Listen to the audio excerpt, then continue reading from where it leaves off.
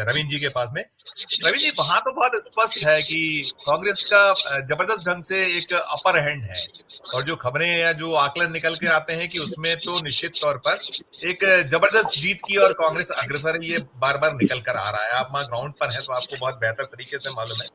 पूर्व में आपने चीजों को बताया भी है अलग अलग डिबेट्स में हमारे। लेकिन प्रियंका गांधी के चुनावी रण में उतरने से हमने ये पाया कि जो लोकसभा चुनाव 2024 के बाद से उस तरीके से वो सक्रियता नहीं दिखी है, बहुत कम। और अभी तो केवल ट्विटर वार या जो एक्स सब वार है उस पर वही बड़े थोड़े थोड़े हैं। आज फिर उनका एक आया है जो मल्लिकार्जुन खड़गे का जो खत था उसको लेकर उन्होंने एक किया है एक्स। इसके पहले वो राहुल गांधी को लेकर पहले भी एक्स कर चुकी हैं। तो यदि ये सीन कितना बदलेगा उनके सीधे मैदान में उतरने से, क्योंकि जो उनका पिछला 2024 का मैंने बात किया, वहां जो काउंटर करती थी, चाहे वो मंगलसूत्र की बात हो या और भी तमाम बहुत सारे मौकों पर उन्होंने बहुत माकूल सा जवाब दिया था मोदी की जो शैली है उसकी, उनका जो अंदाज है उसको। तो क्या आप एड ऑन होगा आपकी टिप्पणी? जी नमस्कार सबको। देखिए, बड़ा सही बात आप पूछ रहे हैं, क्योंकि कांग्रेस पार्टी के भी राहुल गांधी और प्रियंका गांधी के अलावा मल्लिकार्जुन खड़गे जो बड़े नेता हैं, उनमें से अभी तक किसी की रैली हरियाणा में हुई नहीं। अभी तक बीजेपी के तो बड़े नेताओं की रैलियां हुई हैं, लेकिन कांग्रेस का कोई बड़ा नेता अभी तक नहीं आया। मोमेंटम कांग्रेस के पक्ष में है, माहौल बहुत अच्छा है कांग्रेस पार्टी का, लेकिन उसके बावजूद अभी तक कोई नेता यहाँ पर पहुंचा नहीं है। और खास बात यह है कि केवल कैंपेनिंग के लिहाज से प्रियंका गांधी का आना महत्वपूर्ण नहीं है, बल्कि कांग्रेस पार्टी जिस चीज के लिए सबसे ज्यादा जानी जाती है वो है धड़ेबंदी। वो धड़ेबंदी अब दोबारा से दिखने लग गई हरियाणा में। पिछले एक सप्ताह से कुमारी शैलजा दिखाई नहीं दे रही प्रचार में। जब से टिकटों का बंटवारा हुआ है तो 2 सीटें ऐसी थी जो आखिरी दिन आई थी, और वो दोनों सीटें कुमारी शैलजा के लिए बड़ी महत्वपूर्ण सीटें थी, और वो दोनों ही सीटें उनको नहीं दी गई। वो किसी और, मतलब भूपेंद्र हुड्डा के ग्रुप को वो दोनों सीटें दे दी गई। उसके बाद से लेके आज तक हम लोग बात कर रहे हैं, वो प्रचार में दिखी नहीं है। तो ये एक बड़ा मसला है जिसको मुझे लगता है सेंट्रल लीडरशिप के बिना वो सुलझेगा नहीं। और अब ये चर्चा शुरू हो गई है, कुमारी शैलजा क्योंकि दलित नेता हैं, जाहिर है बीएसपी और चंद्रशेखर आजाद की पार्टी को लेके इसीलिए हरियाणा में आया गया था कि वो दलित वोट में कुछ सेंधमारी कर पाएं। और अब शैलजा अगर गुस्सा है या नाराज हैं पार्टी से, तो वो तो स्टेट लीडरशिप से ही नाराज हैं, सेंट्रल लीडरशिप से तो नाराज नहीं है। तो सेंट्रल लीडरशिप का आना, खासतौर पर प्रियंका और राहुल गांधी का, तभी मामला कहीं ना कहीं जनता के सामने एक संदेश दे पाएंगे वो लोग, जब भूपेंद्र हुड्डा और कुमारी शैलजा एक मंच से दिखाई देंगे। और ये आज एक टॉकिंग पॉइंट हरियाणा में धीरे धीरे बन रहा है, जिसको जाहिर है बीजेपी बहुत हवा दे रही है।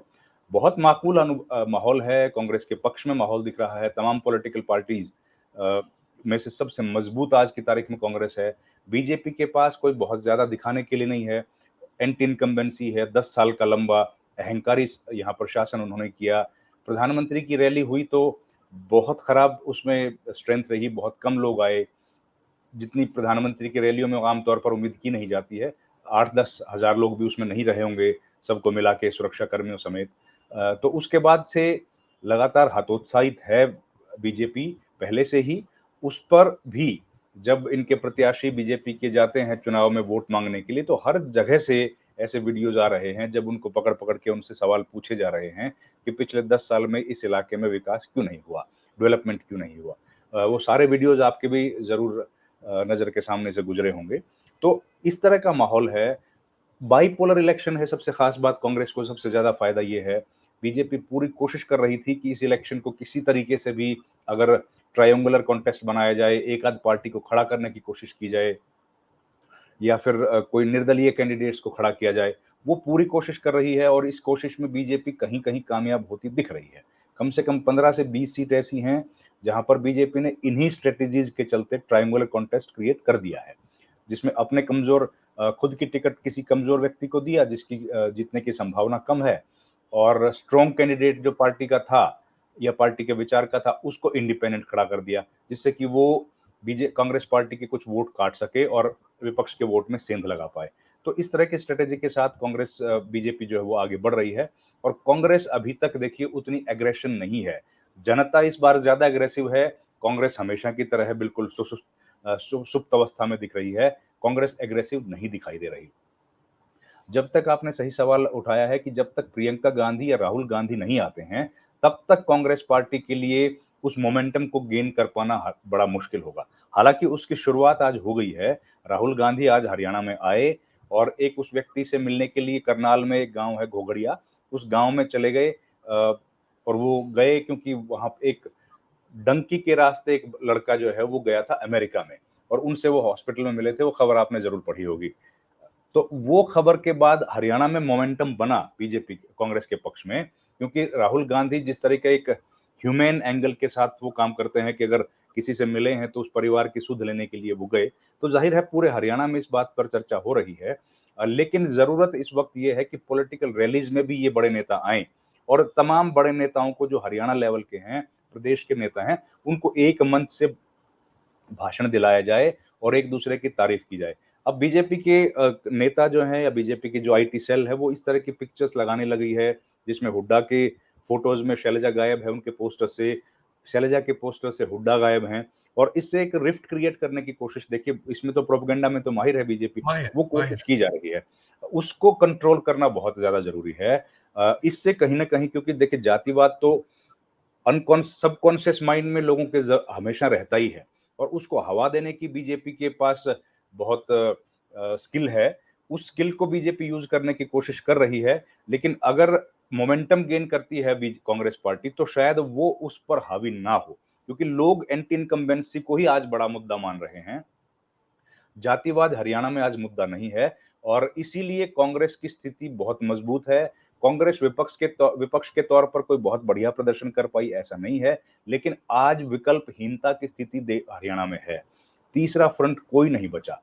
इस वजह से ग्रामीण क्षेत्रों के जो मतदाता थे उनके पास केवल कांग्रेस एक पार्टी है जो उनको लगता है कि एक पूरे प्रदेश के स्तर पर एक विकल्प के तौर पर मौजूद है और इस पार्टी को वोट दे दें तो कम से कम ये कांग्रेस पार्टी जो है वो बीजेपी के साथ समझौता तो नहीं करेगी और उनके खिलाफ खड़ी रहेगी।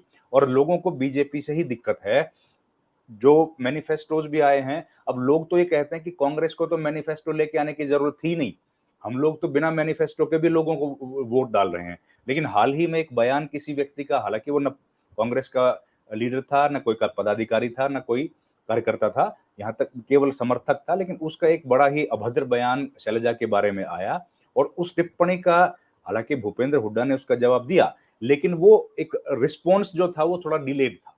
अगर वो समयबद्ध तरीके से किया जाता, जैसे ही वो वीडियो वायरल हुआ पार्टी की तरफ से कोई बयान दिया जाता, तो मुझे लगता है ज्यादा नुकसान होने से बच सकता था।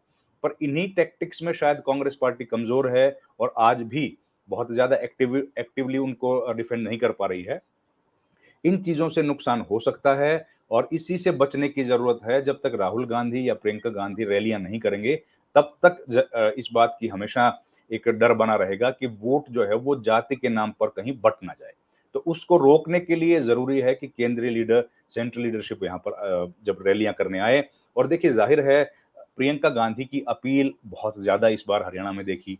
उन्होंने जो रैलियां की लोकसभा चुनाव में भी, उनको लोगों ने खूब पसंद किया और मुझे लगता है सबसे ज्यादा अगर किसी के वीडियोस भी वायरल हुए तो वो प्रियंका गांधी थी। उनका हर वीडियो हर प्लेटफॉर्म से लाखों लाखों दर्शक देख रहे थे। तो सब लोग इंतजार कर रहे हैं कि जब वो आएंगे तो वो लोगों के साथ उनका, जैसे अश्विनी जी ने भी बताया है, उनका जो बातचीत करने का तरीका है वो बहुत ज्यादा ह्यूमेन है और वो जनता के बीच घुल मिल के बात करती हैं, तो उसका एक बड़ा असर है।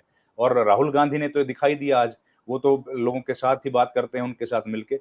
तो ये बातें इंतजार लोग कर रहे हैं और एक बड़ा अच्छा संदेश तभी जाएगा जब ये सब लोग आएंगे, एक स्टेज से भाषण देंगे, ताकि जो भी अलग अलग जातियां हैं उनमें कॉमन एक संदेश चला जाए कि पार्टी के नेता चाहे अलग अलग हों लेकिन मकसद सबका एक है और सब लोग कांग्रेस पार्टी के लिए काम कर रहे हैं। वो जब तक नहीं होगा तब तक कहीं न कहीं संभावना है कि लोगों के बीच में संदेश उतना साफ नहीं जा रहा। रवींद्र सर, हरियाणा में क्या आप देखें किस तरह की डर्टी पॉलिटिक्स, क्योंकि अब इसके अलावा कुछ बचा नहीं हो आपसे भी और धनंजय सर से भी, कुछ बेड़ा पार करने वाली स्थिति कुछ कहीं बचती है? ये अब बेड़ा पार मुझे लगता नहीं कि इससे को हो पाएगा। छोटी छोटी टिप्पणी आपकी धनंजय सर। बिल्कुल, बिल्कुल ठीक बात है, कुछ बचा नहीं है सर। असल में ना एक गाँव था, उस गाँव में ना सारे लोग लठ लेके और एक बंदर को दौड़ा रहे थे। तो सामने से कोई मेरे जैसा औसत बुद्धि वाला आदमी आ गया, उसने पूछा भैया क्या हुआ? वो बंदर बोला भाई साहब ये मेरे को मार रहे हैं देखो सारे। बोला आपके साथ कौन है? बंदर को पूछा कौन है तेरे साथ? बोला मैं तो अकेला ही हूँ। बोला अब मैं हूं तेरे साथ। तो कमजोर के साथ खड़े होने वाले हैं हरियाणा के लोग। कांग्रेस कमजोर थी, उसके साथ हरियाणा के लोग खड़े हो गए, और अब कोई पॉलिटिक्स चले नहीं वहां पे, वहां कुछ नहीं चलेगा सर। कमजोर के साथ खड़े हो गए हैं, जिसके खिलाफ सब लोग थे। लोकसभा चुनाव में भी आपने देखा कि पूरे माहौल को किस तरीके से हरियाणा से शुरू होकर बदला, यहाँ के जो इलाके में जिस तरह टिकटे विकटे का खेल किया गया था, और वही अब इस बार भी हो रहा है।